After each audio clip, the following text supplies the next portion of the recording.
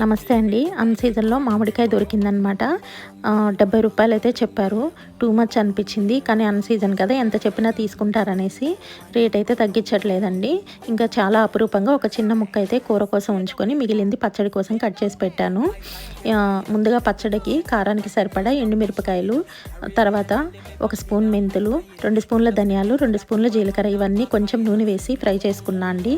సన్న మంట పైన దోరగా వేయించుకున్నాక, తర్వాత పోపులోకి కావాల్సినంత ఉల్లిగడ్డ అయితే ఒకటి మీడియం సైజ్ తీసుకొని సన్నగా పొడవుగా తరిపెట్టుకున్నా. ఈ వేయించిన ఎండుమిరపకాయలన్నీ చల్లారిపోయాక ఉప్పు అలాగే 4 వెల్లుల్లి రెబ్బలేసి మెత్తగా మిక్సీ పట్టాను. తర్వాత మామిడికాయ ముక్కలు కూడా వేసి కచ్చాపచ్చాగా మిక్సీ పట్టాను.